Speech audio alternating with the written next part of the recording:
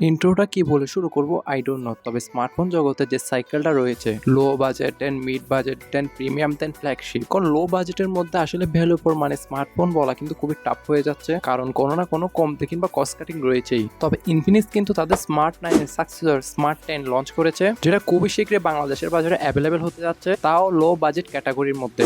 যেখানে box content হিসেবে first of all আমরা পাচ্ছি একটি ট্রান্সপারেন্ট টিপিইউ কে, সিম ইউজার একটা টুল, 15 ওয়াটের একটি fast charging brick, type C data cable, user manual, then সর্বশেষে স্মার্টফোনটি। ব্যাকের ডিজাইনটা অনেকটাই আইফোনের মতন আপনাকে ফিল দিবে, কাইন্ড অফ পুরাপুরি না আবার। ফুল বডি প্লাস্টিকের সাথে আসা স্মার্টফোনটিতে আমরা I54 এর সার্টিফিকেশন দেখতে পাবো, তবে বাজেট হিসেবে বিল কোয়ালিটিটা আসলে কম্প্রোমাইজ করা যায়। তবে ভালো ব্যাপার এখানে আপনি সেকেন্ডারি স্পিকার থেকে শুরু করে 3.5 হেডফোন জ্যাকের গর্ত, টাইপ সি পোর্ট সহ সাইড মাউন্টেড ফিঙ্গারপ্রিন্ট এসব কিছু পাচ্ছেন। তবে থাকছে না কোনো সেকেন্ডারি নয়েজ ক্যান্সেলেশন মাইক এবং আয়ার ব্লাস্টার, যেখানে আপনি দুইটি সিমের পাশাপাশি একটি মেমোরি কার্ড অনায়াসে ইউজ করতে পারবেন। যার ফোনটি ইউজ করেছে 6.67 ইঞ্চি মাপের SD প্লাস রেজুলেশন একটা IPS LCD প্যানেল, যাতে রয়েছে 120 হার্জের রিফ্রেশ রেট। তবে এটা আপনার যেহেতু SD প্লাস রেজুলেশন, তাই 120 হার্জ এটা কিন্তু অথেন্টিক না, তবে ডিসপ্লে নিয়েও বাজেট হিসেবে কম্প্রোমাইজ করা যেতে পারে, কারণ লো বাজেটের স্মার্টফোনগুলোর এখন যদি রিভিউ দিতে যায় সেখানে কম্প্রোমাইজ করা যেতে পারে, সেটাই বলতে হবে, কারণ বাজেট কিং এর কোনো নামগন্ধ নেই। অ্যান্ড্রয়েড 15 এর গো এডিশনের সাথে আসা স্মার্টফোনটি ব্যাকএন্ডে আমরা XOS 15 দেখতে পারবো, তবে এর OS আপডেট নিয়ে কিন্তু এখনো কনফার্ম হয় নাই আমরা আগামীতে কোনো আপডেট থাকছে কিনা, তবে না থাকার পসিবিলিটিস বেশি। আর ডে বাই ডে মাল্টিটাস্কিং এবং টুকটাক গেমিং গুলো কভার করার জন্য এখানে দিয়েছে আপনার 12 ন্যানোমিটার নডের উপর তৈরি Unisoc এর T615, যেটাকে কাইন্ড অফ স্মার্ট 9 এর Helio Z81 এর সাথে কম্পেয়ার করতে পারেন। ফলে টুকটাক লো গ্রাফিক্স গেম কিংবা 2D গ্রাফিক্স এর গেমগুলো মোটামুটি প্লে করা যেতে পারে। আর আপনি যেসব অ্যাপ ইউজ করবেন সেগুলো যদি লাইট ভার্সন থেকে থাকে, সেগুলো ইউজ করলে ইউআইতে মোটামুটি একটু বেটার এক্সপিরিয়েন্স পাবেন। এই চিপসেটটাতে আমরা কিন্তু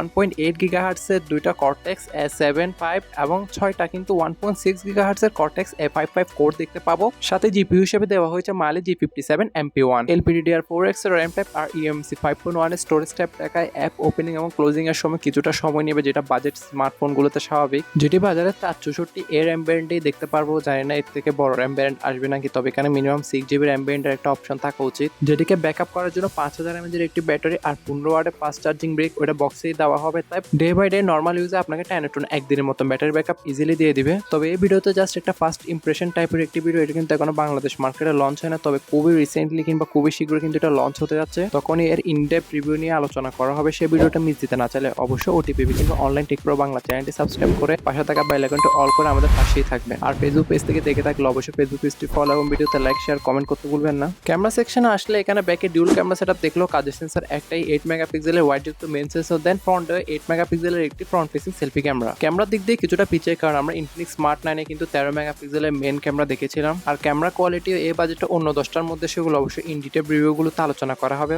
যার বর্তমান ইন্টারন্যাশনাল মার্কেটে প্রাইস রাখা হয়েছে কিন্তু আপনার $70। তো বাংলাদেশে এক্সাক্ট কোন প্রাইস পয়েন্টে লঞ্চ হবে সেটা নিয়ে এখন অফিসিয়াল কোনো তথ্য পাই না, সেটা অবশ্যই লঞ্চ হওয়ার পরেই বলতে পারবো। তাই ভিডিওগুলো মিস দিতে না চাইলে অবশ্যই stay connected with our channel.